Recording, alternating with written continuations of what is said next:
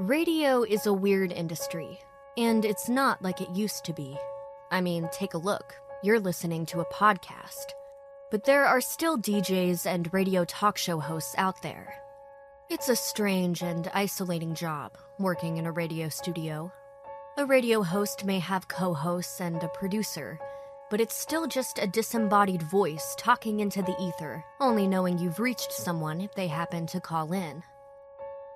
If you happen to be a vitriolic political talk show host and you work the night shift, the calls you get might be just a little bit horrifying.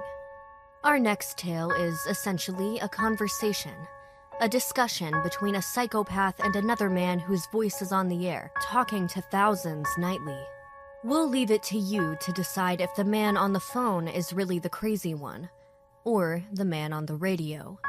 Because you can never be too sure who might be on the other end of the line, especially when the night comes out.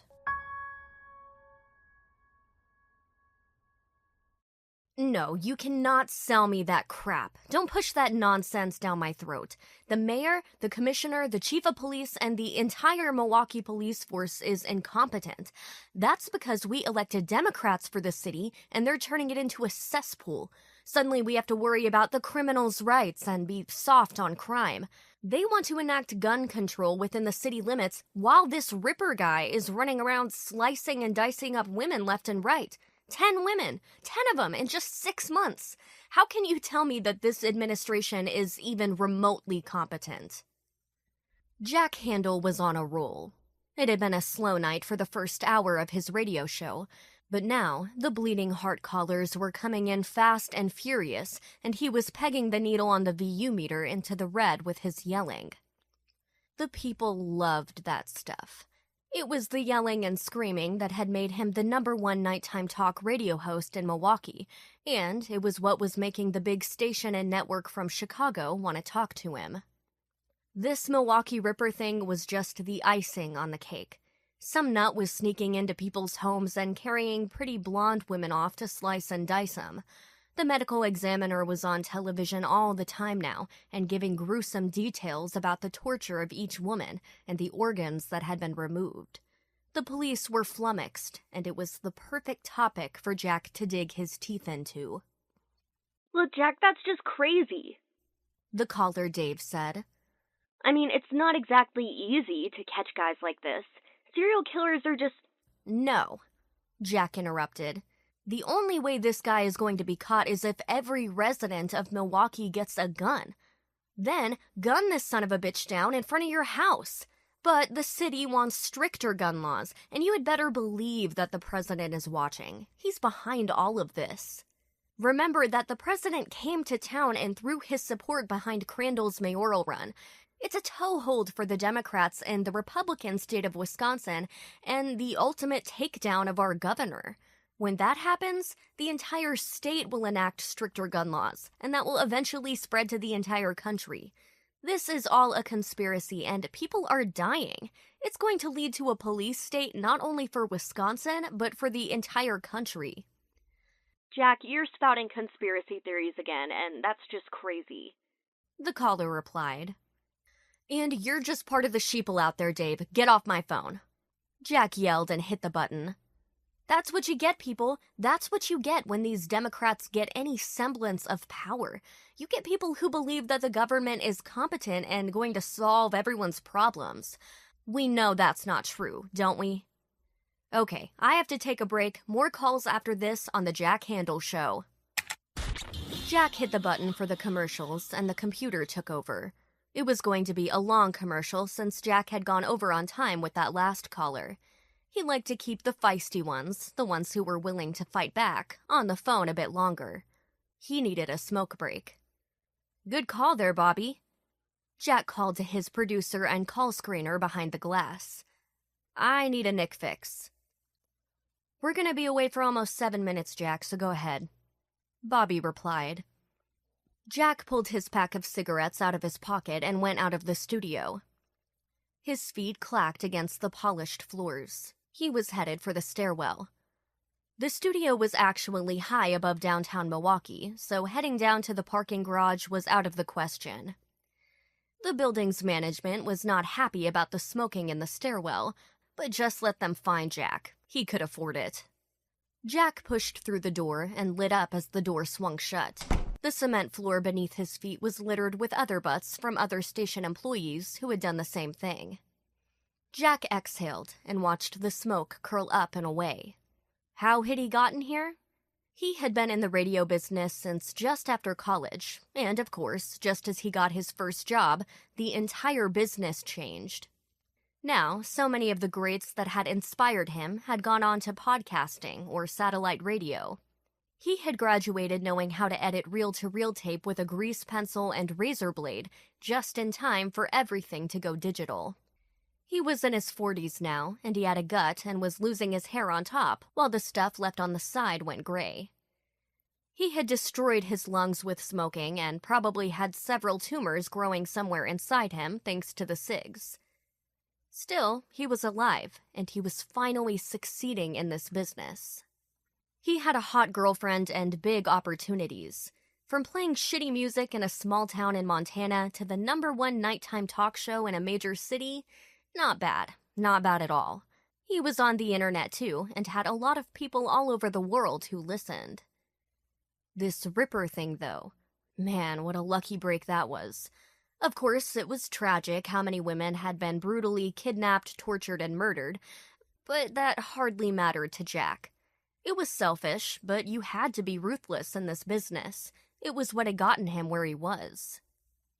Jack inhaled a few more times, deeply, quickly, and sent more clouds of smoke into the stair. Then he dropped the butt and squashed it beneath his feet. Back to the screaming.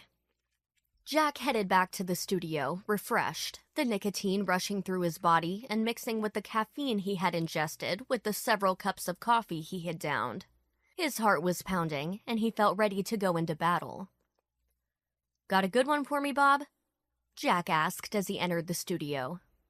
"Got Mel on line 1, and I think he's a good one," Bob replied. Jack gave a thumbs up and got back into his seat. A moment later, the headphones were on, and he heard the end of the last commercial and then the bumper music that reintroduced the show. "And we're back," Jack said. "Thanks for tuning in tonight. It's been quite a night, hasn't it? We're talking about the Milwaukee Ripper, as he's become known. The cowardly bastard who's been entering people's homes, carrying young women away, torturing and killing them. They say that when a serial killer escalates things, they make mistakes, making them easier to capture. But our incompetent politicians and law enforcement officials can't do a thing. The bleeding heart liberals out there are soft on crime, and they are a cancer here in Milwaukee, eating away at the rest of this proud conservative state. So we're gonna go back to your calls."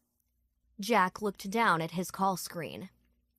"We have Mel from the South Side," Jack said and punched a button.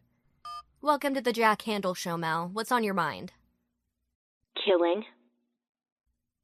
Jack froze for a moment. That was not the answer that he was expecting. He looked up at Bob behind the glass, but Bob was lining up more calls and not paying attention. Pardon?" Jack asked. Killing is on my mind, Mr. Handel, Mel replied. "It's what I do. I called to talk to you because you've been going on and on and on for nights about me. I felt it was only appropriate that I respond." Jack felt a chill go through him. The man's voice was like ice, and it squirmed all over the place, through Jack's ears and down into his gut. "Okay, Mel," Jack said. "Very funny. So you're the Milwaukee Ripper, right? Do you have any idea how many crazies we get calling in here every night?" "I thought you might feel that way," said Mel. "That's why I have a friend here with me, to try and convince you." There was a shuffling noise as the phone was moved around, and Jack heard Mel talking to someone off mic in a very harsh tone. A moment later, there was more shuffling and the sound of heavy breathing in the phone. It was obviously a female, and the heavy breathing quickly became crying. "Speak. Please help me," the woman cried. "Oh God, he has a knife and he's gonna kill me. Please, please, he..." "Okay, that's enough," There was more shuffling, and the crying and breathing vanished from the phone. A moment later, there was an odd crackling noise that Jack recognized as a strip of duct tape being removed from a roll. The crying was gone, and Mel was back on the line. So, are you ready to talk? Mel asked. If so, I have several conditions, Jack. Jack licked his lips. His mouth was dry and his heart was hammering. This had to be a joke, right? This kind of thing didn't happen. How do I know this isn't a joke? Jack asked, his voice feeling pinched. I don't know what else to tell you, Jack. You can hang up on me if you want, but the police will find another dead body tomorrow. You have a chance to save her, however, if you follow my rules. There was a long silence, just dead air. Jack didn't know what to say. Come on, Jack. You can be a hero. Imagine the press, the ratings. You're going national soon and moving to the big town of Chicago, right? How about heading down Michigan Avenue as a hero? What do you have to lose? Jack licked his lips again. He wanted to smoke very bad. What are the rules? Jack asked. Simple, Mel replied. You keep me on the line for at least an hour. No commercials. If you call the cops, I hang up and she dies. If you leave the studio or take a commercial break, she dies. If you try to trace the call, she dies. How will you know if we've called the police or are tracing the call? Jack asked. I have my ways, Mel said. There's all kind of technology you can get now that lets you see all kinds of things. For example, I can tell that you're sweating like a pig right now, and producer Bob is looking around trying to figure out what the hell to do. Jack looked around the studio frantically. How did he know that? Jack looked up at Bob and saw that his producer and screener was holding the phone halfway to his head, eyes wide, panic on his face.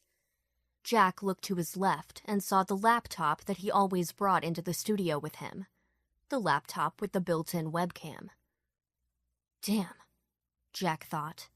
Bob has a laptop in there too. There were also built-in microphones. Jack had heard that hackers had technology that could hack into the laptops and use the microphones and webcams to spy on people. Ah, you've thought of the laptops, Mel said. Very good. Shut off the laptop and she dies, by the way. If I sense anything funny, she dies.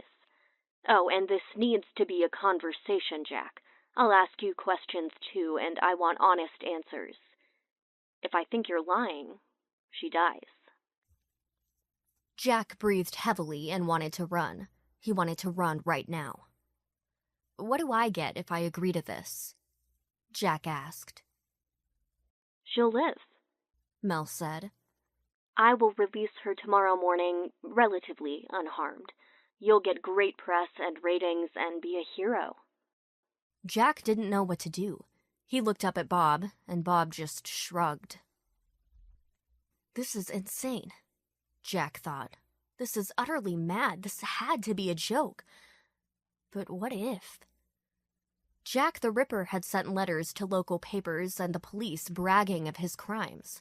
Son of Sam had done similar things, as had the Zodiac and BTK. What was the difference? The Milwaukee Ripper wanted to talk to him and his audience, but how was he going to keep the cops away? There was no good answer for that. It would take time for people to make calls. The station was empty. The station manager and program director were probably sound asleep right now. They would be awakened by someone, surely, but that might take an hour. By the time a detective showed up because a listener called, it might take an hour. What did he have to lose? Jack had the gift of gab, and maybe something the man said would help. He could be a hero if this worked. What do you say, Jack? Jack looked up at Bob and waved his hands. Then he leaned in and pushed a button while speaking into a secondary microphone. Have Tom and Dale been called? Jack asked. I have no idea, replied Bob. You can't do this, Jack. This is insane. He's watching via the laptops, Jack said. Don't move. Don't answer the phone. Someone somewhere will call the cops and someone will call Tom and Dale. This is crazy, Jack, Bob said. I need an answer, Jack, Mel said. Jack cleared his throat. He adjusted himself to get comfortable in his seat and looked at the clock. It was just after midnight. He had to go until just a little past 1 a.m. He could do this. Okay, Mel, Jack said. Let's do this. Jack said. So, how do we do this? Any question? Mel said. You bet. Ask away. I can, of course, choose not to answer. Jack cleared his throat again. Who are you? Mel laughed and said, Yeah, like I'm just gonna tell you that. Very funny, Jack. I've always appreciated your sense of humor. No, I'm not going to tell you that. Mel works fine. Jack said, Why Mel? The idiot press called me the Milwaukee Ripper, so I just shortened that to Mel. Jack said, You don't like that name? It's stupid. So unoriginal. What name would you prefer? Mel sighed, and his lips flapped rather comically. Good question, Jack. I'll have to come back to you on that. Just call me Mel for now. Jack said, Fine, we'll stick with Mel. So, tell me, have you been killing for a long time? Oh, yes, for a while. Humans for a relatively short amount of time. I killed a lot of animals when I was a kid. Jack said, So the typical psychopath route. You tortured kitties and mommy didn't love you and now you have to kill women? Not kittens, no, Jack. The first thing was a mouse. A mouse I found out in the yard and held in my hand. That feeling of power was amazing. Knowing that I could crush it or strangle it or bash its head in, and that its death was entirely within my control. It was the greatest feeling. There was silence for a moment. Mel said, How'd you get into radio, Jack? I started in college. The university I was in had just started a brand new radio station on the campus, and I joined up. I did afternoons, played jazz. After that, it took me time volunteering at other stations until I got a paid job. It was in the middle of freaking nowhere. You played music, right? I did. Mel asked. How did you turn into the jerk that you are today? How did you turn into the murderous psycho that you are today? Mel laughed. The first girl was back in college, much like you, I guess. She was so beautiful, Jack, and I wanted her so bad. However, I was too shy and scared to do anything. I knew she wouldn't want me. I had to have her. It had been a while since killing animals had given me that rush that I needed. I started stalking her, walking behind her. I sneaked into her apartment late at night and crept around while she slept. I'd steal things and rearrange the furniture just to see if I could get away with it. Then one night I got in and she was sleeping, and she woke up while I was in the room. I was on her immediately, and that rush returned, only it was 1,000 times more intense than it had ever been with the animals. I didn't have a knife or anything, so I just used my bare hands. Do you have any idea how much strength it takes to strangle someone? Jack said, No, Mel, I'm not a murderous bastard. I looked into her eyes, and there was this sadness there. Her eyes got so wide, and there was a question there. She wanted to know why. She wanted to know why I couldn't see that she was a fellow human being and just stop. Well, I couldn't stop, Jack. I couldn't. Jack ran a hand across his forehead, and it came away slick with sweat. I did play music for a long time, but it was obvious that my job as a DJ was not going to get me anywhere, Jack said. I was stuck in the middle of Montana, and the winters really sucked. Granted, Wisconsin isn't much better. I managed to convince the program director to let me fill in on a talk show at an AM station that the company also owned. I started doing the political stuff, and the switchboard went crazy. People called in, and I started arguing with them, and more people called in. Before too long, I was doing overnights on the AM station in the middle of nowhere. Thanks to the internet, I was soon being heard by a lot of people. Mel asked. Tell me, Jack, do you actually believe the bullshit that you spout every night, or is it an act? And remember, a young woman's life hangs in the balance here. Do you believe that you're doing something good or noble or right when you kill and eviscerate these women? Jack asked. Mel sighed. No, Jack. I know that to the rest of humanity that I am a monster. I just feel that I am evolved much further than the rest of humanity. I have transcended the mortal bonds that hold you and the rest of the weak world back. I have become godlike, and it is my right as a god to be able to choose who lives and who dies. Don't you ever feel like a god, Jack?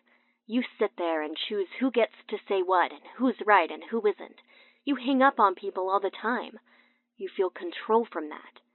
You spout something and you have hundreds, maybe thousands of listeners who then believe what you say.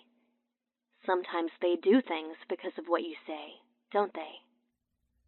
Jack felt as if he had been slapped across the face. What are you talking about? Mel replied. My turn, Jack. Are the things you spout there just an act? Jack said, I believe what I say, Mel. I have convictions. I believe that this country is going to hell and that you're a prime example of that. I believe that there are more like you out there. Some of them want to hunt down women or men, but some want to put bombs at the end of marathons or shoot up restaurants. You're all the same. What separates you from a common terrorist, Mel? There was a long pause. Jack thought that maybe the connection had been cut, and he felt a sense of pure panic. You're lying, Jack. Mel said at last, a touch of glee in his voice. Jack replied, How dare you? I have ways, Jack. Mel answered. There's ways of discerning if someone is telling the truth by their voice. Did you know that? There's software you can download that analyzes a person's voice and can determine if there's deception. You're being deceptive. Penalties must be assessed. Jack felt that panic rise to insane levels. No, wait, stop! There was shuffling, and then the sound of a woman screaming. Her voice was muffled, as if she still had a gag in her mouth, but it was panicked. Then her voice grew louder, and she screamed more intensely. Jack yelled. Of course I don't believe everything I say. God damn it, I don't know anyone who does, do you? I believe a lot of it, but sometimes I say things just to get a rise out of people. Mel came back on the line, and the screaming and whimpering faded. That was your one chance, Jack. Don't lie to me again. So, you're really an entertainer, not some great political mind? Did you study politics in school or anything? Jack bit his lip. That was hitting below the belt, or so he thought. I do strive to entertain people. I studied communications in school, but I didn't graduate. Mel said. So you didn't study psychology or anything like that? Nothing that would give you an insight into how people might react to stimuli? How the mentally ill people react to things like the stuff that spews out of your mouth? Nothing like that? No, Jack said. Why do you kill women? Mel replied. Why do you eat pieces of cake or choose what you have for dinner, Jack? I have no idea. I'm not homosexual. I was not abused by my mother when I was a child. I'm about as normal as you can get. Except that you kidnap, torture, and eviscerate women. Yes, except for that, but even that I think is normal. Mel replied. I mean, how many times have you been angry at someone and wanted to kill them? We're all animals, Jack, but we spend so much energy imprisoning that animal. It takes up so much of our thoughts, our brain. You know how they say we only use such a small percentage of our brain? I think I use more because I don't spend time reining in the animal. So you kill all the time? Jack asked. I don't think so. You've killed 10 in 6 months. If you never reined in the animal, you'd just be killing day in and day out. Not really. The urge comes when it comes. Just like when you get the urge to go out for ice cream. I get the urge to be with a beautiful woman and I go out and find one. I take my time choosing the right one and then make my move. Afterward, I'm satisfied. How is that more evolved? Jack asked. Can't you see that's depraved? Have you no conscience? What about you, Jack? Mel said. Can we talk about what happened in Idaho? I think you had a talk show back in Boise for a time, correct? Can we talk about what happened there? Jack sputtered. How the hell did he know? Well, you could find anything on the internet, but he'd been going under a different name back then, and he looked different than he did today. I don't know what you're referring to. Come on, Jack, don't lie. Mel said, the smile evident in his voice. Never lie to me, remember? What just happened? I just cut a woman because you lied. Do you want me to slit her throat so the last thing you hear from our female friend is her gurgling on her own blood as she dies? Is that what you want? Talk to me about Boise. Jack sighed. Yes, I had a show there for a time. I've been doing nights for a while now and had another overnight show there too. I went by the name Steve Billings then, though.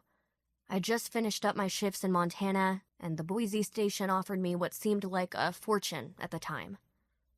Doing political stuff again, right? Yes, like I do now. Railing against the Democrats and talking about the evils of progressive thinking and liberalism. Are you a liberal? Not now, Jack. If anything, I'm a libertine, but we can discuss that later. Tell me about Seymour Whitaker. Jack felt an icy hand clench around his heart. Damn it, he thought. Jack, if I'm coming clean with my life, you have to come clean with yours, Mel said. Seymour was a regular caller, correct? A guy who liked to call in and agree with you about conspiracy theories about things like the Illuminati and the Masons, correct? Jack hung his head. Yes. What happened? Seymour called in almost every night. Jack said quietly, the VU meters barely moving. He was fun. I made fun of him and he told me jokes back. I was very into the conspiracy theory thing back then. Well, if you look at it, the government is out there to get our guns, crush our religious beliefs, and make us their slaves. Stay on track, Jack. Yeah, Jack replied. I guess so, sorry. Anyway, Seymour was always there. The listeners loved him. One night he called in, I think it was a Thursday night, and we were going on and on about the governor's race and how the Idaho Democrats were plotting to take over to make gay marriage legal, shove that gay agenda down our throats, to change the state and make it liberal, to allow immigrants in and make them legal and give them jobs. I told Seymour that they were coming for his job. He worked as a gardener in a local park. Jack fell silent. His throat felt lined with broken glass, and his tongue was like a piece of sandpaper. Seymour didn't like that, did he? Mel asked. What did Seymour do that Friday night? Jack closed his eyes. He was back there in Boise on that Friday night when he heard. He walked into the Democratic Party headquarters in downtown Boise with a gun. He killed 11 before the cops showed up and took him down. Jack did feel a bit of weight lift off of his shoulders, but he also felt sick. Had he just lost the Chicago job? Did that matter? What happened to you? Mel asked. Nothing, Jack replied. I mean, the local papers ran stories and liberal media blamed me for it, but the cops interviewed me and determined that I hadn't actually done anything. Seymour was crazy and he was going to go off whether he talked to me or not. But you don't think that's the case, do you? Jack hung his head. No. You think Seymour might have been a bit disturbed, but until you came to town and started filling his head with delusions and paranoid fantasies and thoughts, he was just a slightly eccentric gardener, right? You think that you gave him a purpose in a quiet and boring life that he hated. Once he had a target for that building resentment and rage for a life that he didn't want, your words pushed him over the edge. Silence. Jack held his head down. Right, Jack? Yes, God damn it, yes! Jack yelled. More silence. What, do you think that makes us twins? Jack asked. Is that what this proves? Do you think that because I said something and one very disturbed individual went and did something, this somehow shows that we're the same? It doesn't, Mel. It doesn't. If I said something, it was an accident that it fell into the wrong ears, and that person did something. You go out and deliberately find someone, kidnap them, torture them despite their pleas to live, and kill them. We are not the same. Do you believe in God, Jack? No, it's my turn. Jack shouted, spittle flying from his lips and hitting the microphone. Tell me about your childhood, Mel. What happened to turn you into a monster? Did your daddy beat you or not give you enough hugs? Did mommy not sing to you at night? What excuse do you have for being the hideous, twisted thing that you are? Is that what you think, Jack? Mel asked. He did not sound upset or angry in the least. He was calm, amused. Is that the pop psychology that you get when you hear about a guy like me? You remember the movies, or perhaps the big long speech that psychiatrist guy gives at the end of the movie Psycho, and think that you know the inner workings of my mind? Mel goes out and slices and dices women, so he must have a mommy fixation. Do you think I dress up like my mother, speak in her voice, think I hear voices in my head? Do you imagine me in some hovel or trailer being beaten by my father or groped by a cousin? Mel laughed. It was a short, dry bark devoid of any kind of humor. Jack let the silence stretch out. It was a technique that he had used over the years to add to the drama of the situations. If you ran into a silence, let it go on. Don't feel obliged to chime in. Let the person being questioned get uncomfortable and fall into the pit. No, Jack. Mel said at last. Is it so hard to imagine that I had a very normal childhood? That my mom and dad loved me and doted on me and gave me presents for Christmas and my birthday every year? It's easier for you to imagine people like me having horrible childhoods because people like me have to have an origin story, a story like a comic book superhero or supervillain. I have to have been set on this path because people like me cannot simply be. Do you believe in God, Jack? Yes, Jack said. Yes, I believe in God. Then how does God create someone like me? Mel asked. If you believe in God and someone like me gets born, someone who cannot feel what you feel or experience the things that you do, how can I be a monster and an abomination? If God created me, am I just not one of his creations? I don't think it works that way, Jack said. Evil is in the world. That's just the way it is. But God knew that it was going to be in the world, didn't he? Mel asked. If you believe God knows all, then it was a rigged game from the start. He knew Adam and Eve would fall. He knew about the Huns, the Crusades, the Salem witch trials, the genocides in World War I and World War II, Hitler, Jack the Ripper, John Wayne Gacy, Ted Bundy, Charles Whitman, Charles Starkweather, Charlie Manson, and he knew about me. Yet here I am, and there they were. He did nothing to stop any of them. That's not how it works, Jack said. God is there, but it's up to us to change, to find him and change. So you believe that the only reason to do good is because God is keeping track? Mel asked. Would you be me without God? No, Jack said. That's not how it works either.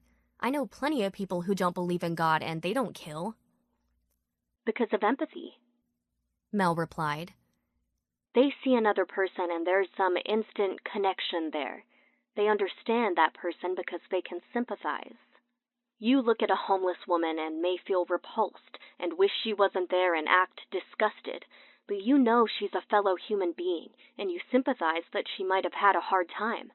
You may cross the street, but you don't feel that urge to strangle her while looking into her eyes or to pick up a rock and bash her brains in, right?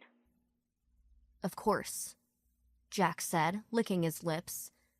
He had been staring at the VU meters and the control board in front of him, oblivious. Of course that's how it works. I don't feel that, Jack. I never have.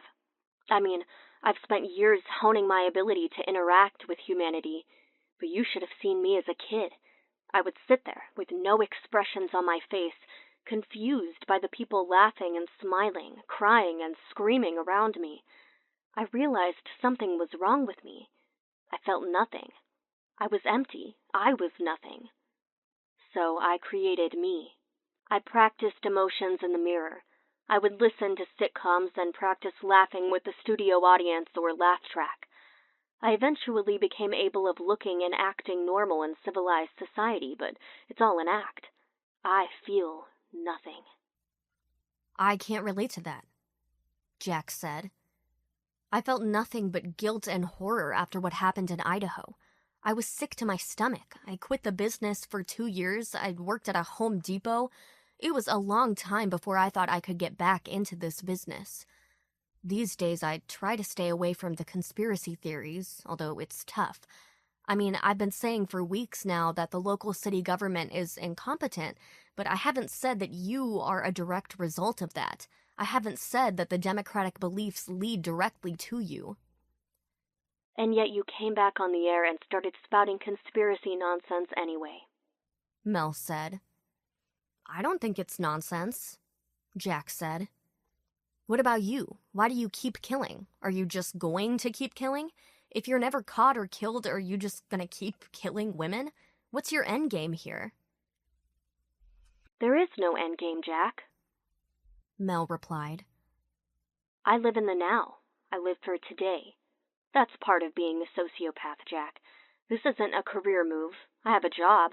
I look like anyone and everyone else. That's the thing that people forget about.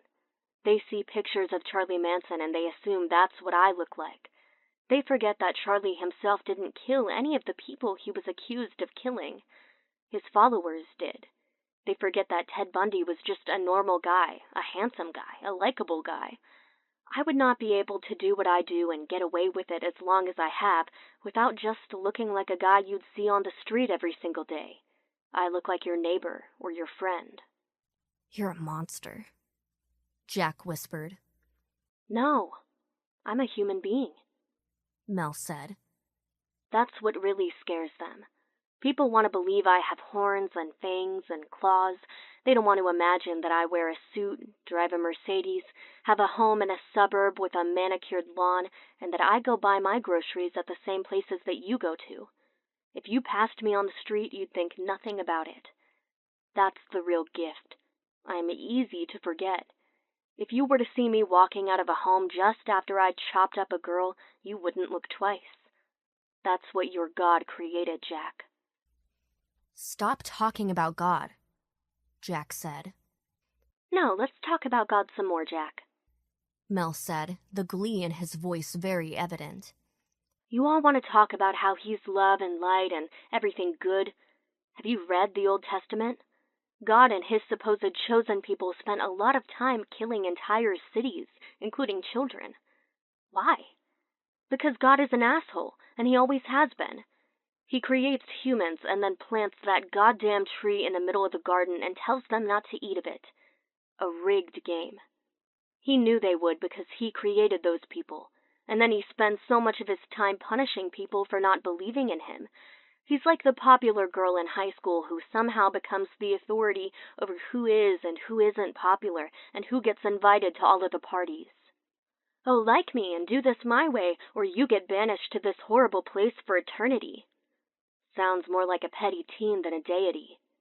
If God really sends some teenager from some hidden village to hell because he doesn't believe in Jesus, despite the fact there was no way the kid could ever hear about Jesus, then who's the real monster? If believing in Jesus really gets you into paradise, what about all of those Jews who died in the Holocaust? Are they all in hell?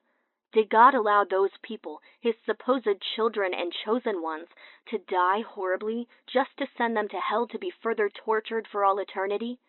Tell me I am not more in God's image than you, Jack, because it seems to me that God is really a total and complete sociopath and asshole.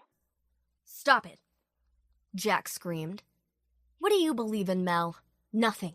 You believe in nothing, so you live for nothing. You have nothing. No love, no emotions, nothing that brings you joy save for that tiny, quickly vanished, perverse thrill in taking someone else's life. What is that? That's nothing. You contribute nothing to the world. You accomplish nothing. Your life has no meaning, and when you die, you'll be nothing. Sure, there was a time when a psychopath like you generated attention and people cared, but now you're just another name that only matters locally. You think anyone in New York or Chicago or anywhere else cares about you? You're big news here in a small city, but you're also just the latest in a list that includes bigger names, like Ed Gein and Jeffrey Dahmer. That means you aren't even original. Prince Vlad killed more people with more flair than you, and Jack the Ripper did the exact same thing you're doing over 100 years ago. You're a footnote. Silence for a long time. Jack licked his lips, his eyes fixed on the VU meter that lay flat off to the left. There was a soft hiss in the air over his headphones, but nothing. Dead air. You're right, Jack, Mel said. You're right, of course, but I'm still here, talking to you and the entire city. I'm still causing fear in everyone who walks the streets. It may not mean a lot in the long run. I might be imitating better artists than myself, but at least I'm trying. Imagine what you could accomplish if you had turned that desire into something constructive, Jack said. I feel sorry for you, Mel. Don't you dare, Mel replied. Don't you dare say you feel sorry for me. I don't need your pity. I feel sorry for you, sitting there on your chair, spouting off in an empty room. You pretend you're contributing when you're just dividing people. You appeal to ignorant people who don't want to think for themselves. They want their opinions fed to them like baby food. They want you to confirm their fears than you do. You pretend that you're doing the greater good, exposing corruption, saving the republic, but you're not. You're arguing with yourself, talking to an empty room, giving speeches for people who already agree with you. You don't change minds or do any good, Jack. You just spout off. Verbal ejaculation.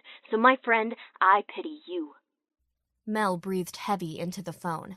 Jack closed his eyes. He wouldn't admit it on the air, but those words cut, and they were correct. Well, looks like you have company in the studio, Mel said. Jack finally raised his head. He looked into Bob's booth. The station manager and program director were there.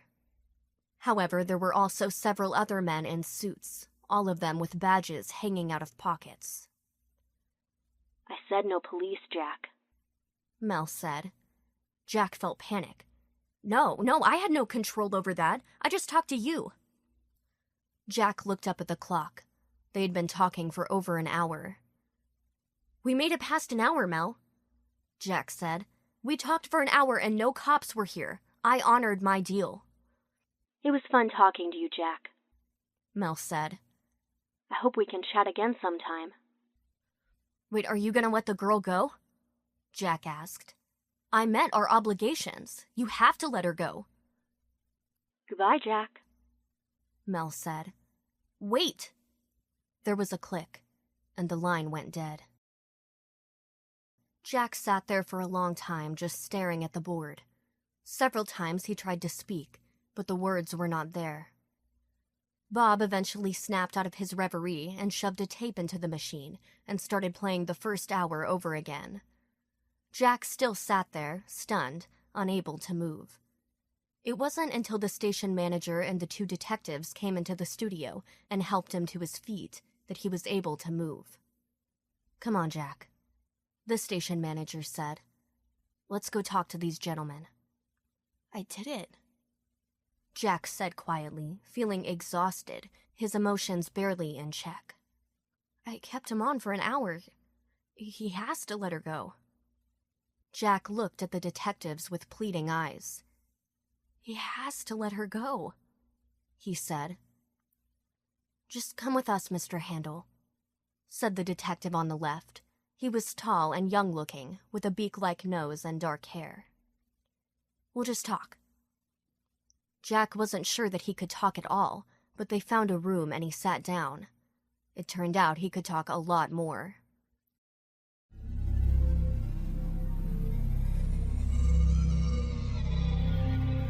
It was near dawn when the police finally let Jack go.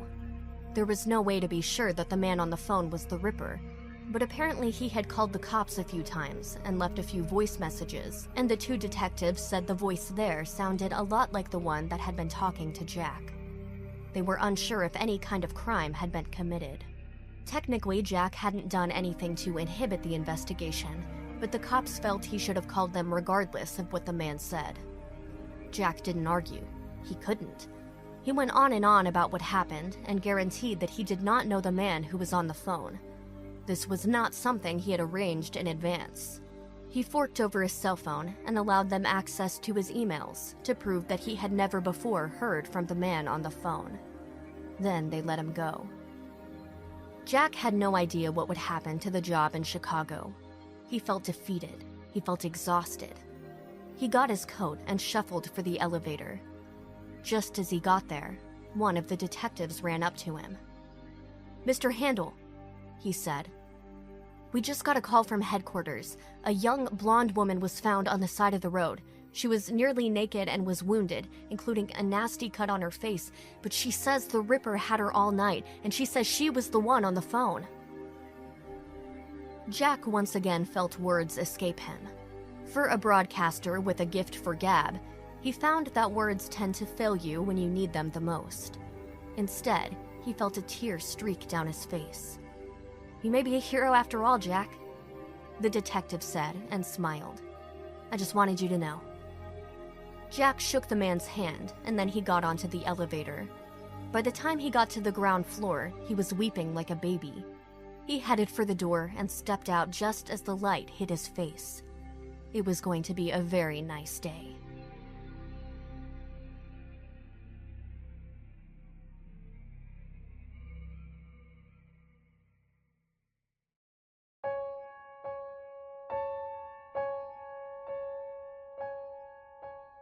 The thing to remember is that Jack may be a hero in this detective's eyes, but Mel is still out there, still lurking, still looking for his next victim. He may have, for now, kept his sanity intact, but you never know what will happen the next night, or the one after that. It's how the game is played when the night comes out. You've been listening to When the Night Comes Out, a weekly horror anthology podcast with stories by Brian W. Alaspa and narrated by Allie James. For Brian's work, visit his website at www.brianwalaspa.com. Be sure to listen to Allie's work on Facebook at Allie James Projects.